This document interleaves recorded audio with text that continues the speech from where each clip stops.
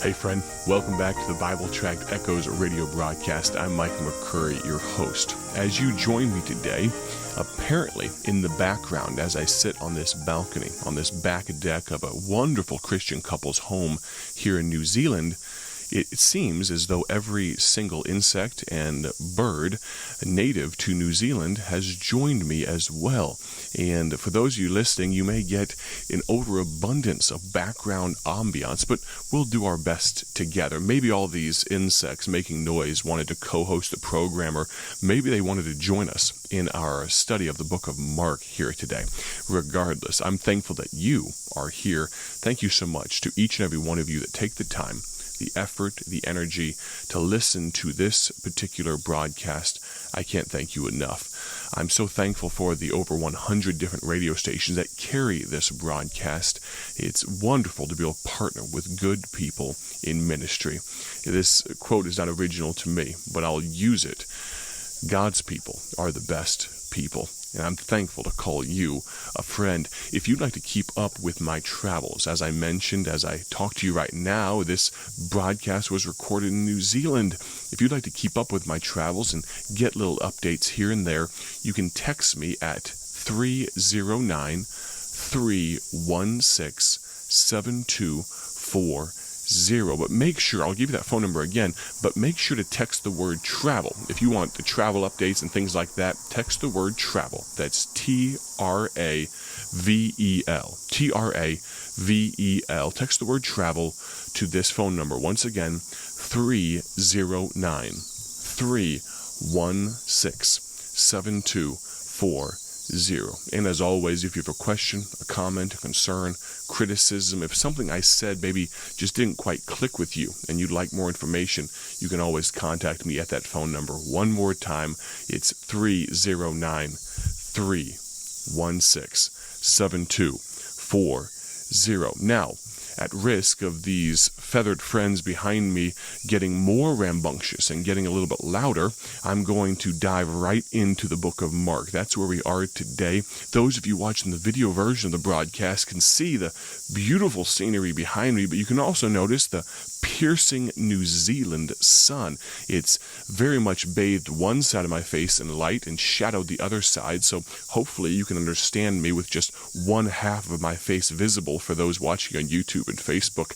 But I think I'm going to get a tan today, but only on one side of my face, so I'll look a little bit odd when I finally get back home. And let me say, I am looking forward to getting back home to my wife and my daughters, Emmy and Lucy. It's probably about time that I had some of them on the broadcast, don't you think?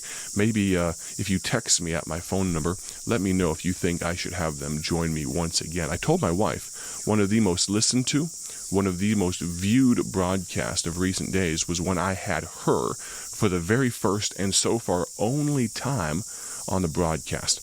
And she did not want to hear that because she is not the biggest fan of being on camera or on microphone. But we'll see what we can do. Maybe if I tell her that dozens or hundreds of you say that we want her on the broadcast, maybe she'll acquiesce. So text me. Let me know if you want to hear her on the broadcast. Text me at 309-316-7240. You know, as the director of Bible Tracts Incorporated, it's a grand privilege to be speaking to you today and open my Bible. I've heard from some folks recently that this study that we've been doing in Mark has been a help to them, and today I hope what we talk about is a help to you, but I know it's been a help to me. We're in the book of Mark, chapter 1, look at verse number 35. And in the morning, rising up a great while before day, he went out and departed into a solitary place, and there prayed. And Simon and they that were with him followed after, and when they had found him, they said unto him, All men seek for thee. And he said unto them, Let us go into the next towns, that I may preach there also, for therefore came I forth. That's our text for today, verse number 38. And he said unto them, Let us go into the next towns, that I may preach there also, for therefore came I forth. The next towns. I'm so thankful here in New Zealand. We've had the opportunity to preach in multiple towns, not only in Australia. We were in the Sydney area there. I guess it's considered the southwest portion of Australia. And then here in New Zealand, Auckland up north, and here where we are now, preaching all these places. The reason I flew from America, and I realize it took about 4 or 5 hours to fly from Chicago to San Francisco, and then approximately 15 hours to fly from San Francisco all the way to Sydney, Australia. Now, thankfully, on my way back, it's going to be about 12 and a half hours because we're going to get a good tailwind and it's just a tiny bit shorter. But 15 and a half hours or so to fly from San Francisco, so about 20 hours in a plane. Can I tell you why I came to New Zealand?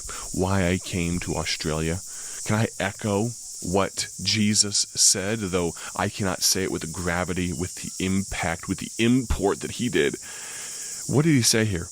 Let us go into the next towns that I may preach there also, for therefore came I forth. The reason I'm here getting a nice tan from this beautiful sun, the reason I'm staying in this wonderful couple's home, and to Barry and Diane, your home is so nicely appointed. Thank you so much for allowing me to stay here. And to all the people who allowed me to stay in their homes, thank you. But can I tell you why I'm here? It's not to see the beautiful scenery, though I've seen some beautiful scenery. It's not to enjoy the marvelous food, though I've enjoyed some incredible food. I feel like these Filipino folks just see me as a sickly little kid that needs to be spoon-fed and just force-fed. And even though I'm about 6'2" and, however many pounds I am, I do not need to eat as much as I have over these past couple of weeks, but they just continue bringing food. It's never ending. I'm enjoying it. I think I could just move to Australia and become a glutton for the rest of my life. But why did I come? It wasn't to enjoy all the food. It was to preach. And to God be the glory between myself, Brother Lewis Howell, one of the hosts of these revival meetings, and Brother Dennis Leatherman, a pastor in Oakland, Maryland. Between the three of us, to God be the glory, we've seen about 10 people come to know Christ. I had a youth rally, a Saturday past or so, and got to see some young people. A Hindu young boy who had never come to Christ. He accepted Christ as his personal Lord and Savior, and to God be the glory. That man, that young boy, and his friend, the young lady, they are on their way to heaven. Now, do I say that to my credit? No, I say it to implore you, to convict you maybe, that the reason that we are here echoes Christ's purpose. We're not here for our own glory. We're not here for our own enjoyment. We're not here for our own comfort. We're here to preach Christ, to preach him crucified, dead, and risen again, now sitting on the right hand of the Father. That is our purpose. That is who we are. That is what we do. We preach Christ. But I ask you, what do you preach? So often in my own life, there are so many things that can take precedence. My bodily comforts, my enjoyment, my safety, my well-being. I think of the many Christian martyrs, people that have lost their lives because they live in a place where Christianity is not as welcomed as it is in many of our hometowns. You say, oh, I had a door slammed in my face. Someone said they don't want to hear anything about my Jesus. Can I tell you, friend, Jesus had that and far worse done to him. But yet he still came. He still died a wretched death to save you and save me. And our purpose, verse number 38, let us go into the next towns that I may preach there also, for therefore came I forth. Have you looked at the next towns? I was just talking last night with Barry and Diane and talking about the need for circuit riding preachers in some of these small towns in New Zealand. Places that, yes, 200, 300, 400 people, rural areas where probably they would not be able to support a pastor full-time, but places that still need the gospel. Places where there is no gospel witness. And you could have little pockets of people. And you could travel from town to town to town and preach in 3 or 4 or 5 towns over a Sunday, and minister to people and love on people and show Christ to them. And I think of places like Montana and the Dakotas and still the American West, many places, wide swaths of land where small towns, but there's still people in need of a Savior. And I think of the fact that oftentimes the only inhibition to our impact, the only way our impact is inhibited, is by our own imagination. So I ask you today, friend, what are you willing to do for the gospel's sake that maybe cuts against the grain, maybe is outside of the norm, maybe would get you some strange looks even from the brethren, but something that God is leading you to do? We heard on, I believe it was Wednesday of this week, Bob Hughes talk about you don't need a call when you have a command. I ask you, what are you commanded to do?